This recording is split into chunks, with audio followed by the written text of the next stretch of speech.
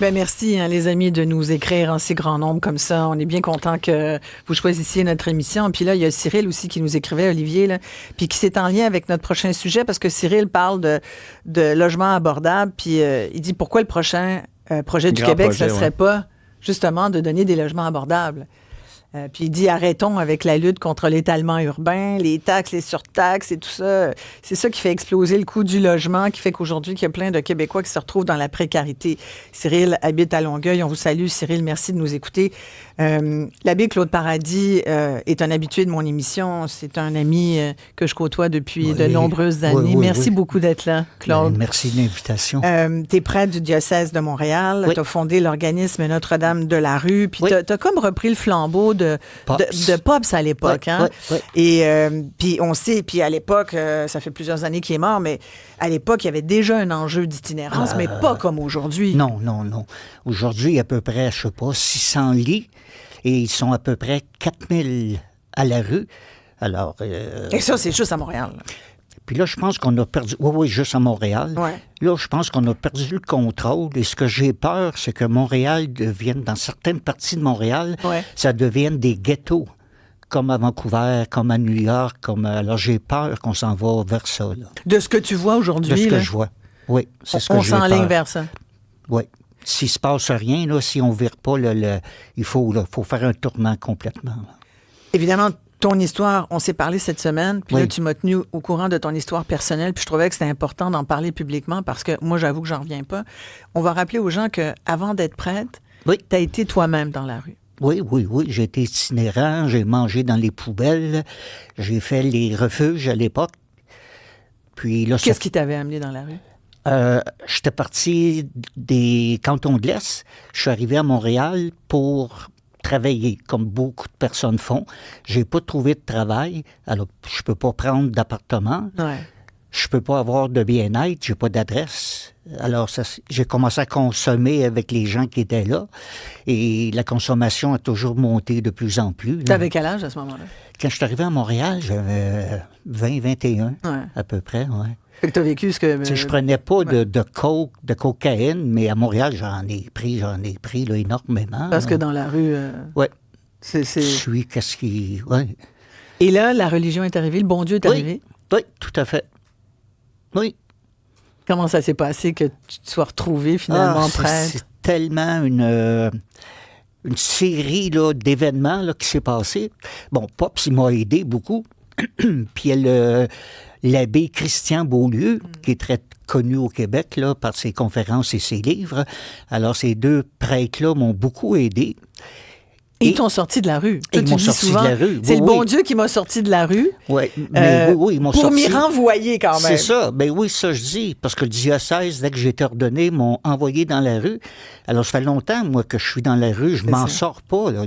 L'itinérance, depuis que je suis prêtre, on m'a donné comme vocation d'aller dans la rue.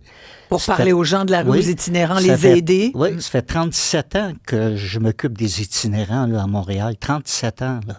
Et tu es connu pour être un des premiers à avoir passé des nuits dehors. Oui. Tu as vécu vraiment parce que tu sais ce que ça veut dire. Tu venais de là.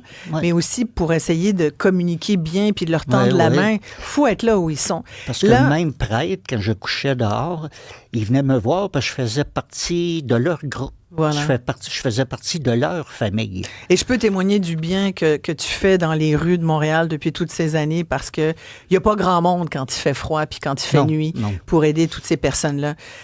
Là, écoute, j'en reviens pas de ce qui t'arrive. Tu es en train de perdre ton logement. Oui, tout à fait. Explique. Oui. Premièrement, les policiers, pas les policiers, mais les pompiers sont venus il y a 2 nuits.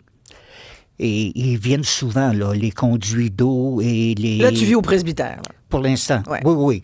Mais le chef des pompiers m'a dit, « Monsieur l'abbé, il faut que vous sortiez d'ici le plus vite que possible. L'électricité, c'est très précaire. L'édifice peut s'écrouler en n'importe quel temps.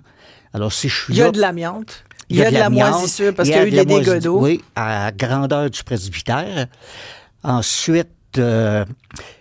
Là, j'ai appelé le diocèse parce qu'il faut que je sorte de là. C'est quelle paroisse exactement? T'habites... Immaculée Conception. Et ça, c'est dans quel coin là, de Montréal? c'est sur le plateau, Papineau et Rachel. Et depuis quand tu habites au presbytère? Ah, 7-8 ans.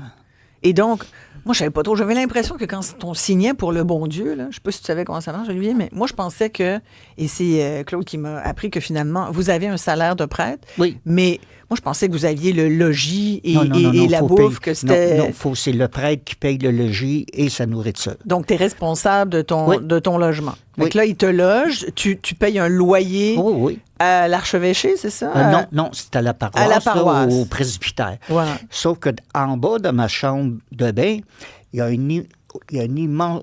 Où le coin, le plafond pend, et là, ça commence à avoir des fissures en bas aussi. Alors, j'ai peur, justement, que ça s'écroule. Là, ça et là, a pas on de te bon dit... sens, et c'est insalubre que le chef de pompiers m'a dit. Il m'a dit, il faut que tu sortes de là. Alors, j'ai appelé l'archevêché. Et je leur ai dit ça, que il faut que je sorte de là. Je peux plus. Il faut me relocaliser. Là. Oui. Ouais. Alors, le prêtre qui s'occupe des prêtres m'a dit, bien là, Claude, pour l'instant, on ne peut pas rien faire. Mais là, j'ai dit, ouais, non, vous ne pouvez pas rien faire. J'ai dit, c'est pas la bonne réponse, ça. La bonne réponse, c'est, je vais t'aider demain matin. Oui. Mais j'ai pas eu de réponse d'eux. Mais ils ont comme l'Église Ben oui. une responsabilité envers toi, non? Oui, oui, de tous les prêtres. Ils sont responsables des prêtres. Mais là, il dit, mais là tu vas pas te ramasser à la rue. Mais là, je peux pas croire. Là, je peux pas croire que mon équipe va venir me porter de la nourriture dans la rue. Ça n'a pas de bon sens, là.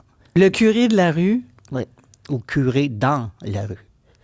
C'est incroyable, là. Moi, je peux pas... Puis ma grande peur, si je me retrouve dans la rue, je l'accepterai pas, mais pas du tout.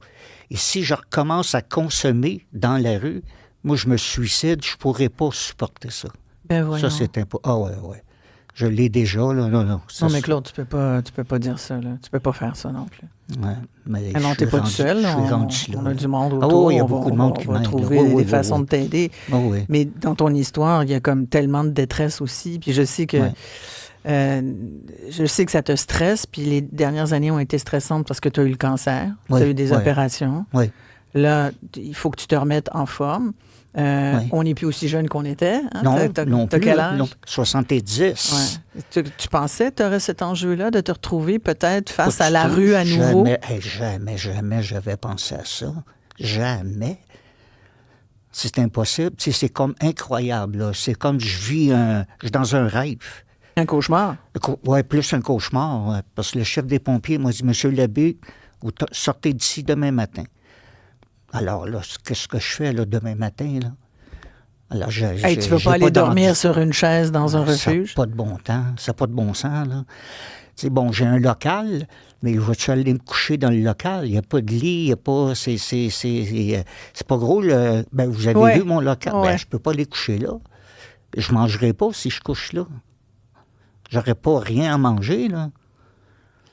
Mais je comprends pas que l'Église... Oui, Olivier... Moi, j'avais une question de mon côté. Est-ce que le salaire que l'Église vous donne, est-ce que ça peut vous permettre de vous trouver un autre logement? Je sais que les délais sont vraiment courts, là. Est-ce que c'est possible de vous trouver Pas vraiment un logement, peut-être un presbytère, dépendamment du prix du logement aussi, là. Ouais. Ça aussi. S'il y a des gens qui ont des blocs... J'aimerais ça qu'ils me fassent signe là, pour que... Ça peut être quoi ton loyer? Là? Combien tu peux te payer de loyer? Combien tu payes? Combien je peux payer? Presque 1000, là, presque en grattant les sous, là. Parce que j'ai des dépenses aussi, j'ai des cartes de crédit. J'ai une carte de crédit que je dois payer. Et je sais que tu dépenses beaucoup de ta poche pour les itinérants, là. Je vois 200 personnes par semaine. Et c'est moi qui paie pour tous ces repas-là. Alors, mon compte en banque, j'en ai plus. De sa poche, là. Je suis témoin de ça, là. Je paye de ma poche. Alors, mon compte en banque est vide. Je peux pas faire plus. Là. 20 ans, 13 ans à nourrir 20 personnes par jour. Là. C'est par jour, ça. qu'on paye de nos poches. Écoute, là. Claude, merci d'être venu témoigner de ça. Je sais que merci ça te de rend très l'invitation, nerveux, hein. puis sincèrement, on le sera à moins. On va essayer de voir comment on peut s'assurer que tu trouves Merci un logement. beaucoup. Tu sais, tu es Merci, conscient merci. que 1 000 moins de 1 000 pour se trouver un logement, là, C'est plus possible. il n'y a pas grand-chose. Là. Non, mais, Ça peut pas être négatif. mais ça montre Non. à quel point, écoute, même le curé de la rue qui aide les itinérants, Ouais, ça a il est pas de sur le sens. bord de retourner à la rue. Moi, juste ça, là, ça me dépasse. Ouais. Abbé Claude Paradis, merci beaucoup. Ben, merci de Merci l'invitation. Puis on garde contact, bien sûr. Oui, bien sûr. Tout de suite après la pause, on va poursuivre sur cette époque particulière sur laquelle on vit. Je reçois deux personnes que j'aime beaucoup, Anaïs Barbeau-Lavalette et Steve Gagnon, vont nous dire comment ils voient cette époque. Et bien sûr, là-dessus, je vous invite à réagir. À tout de suite.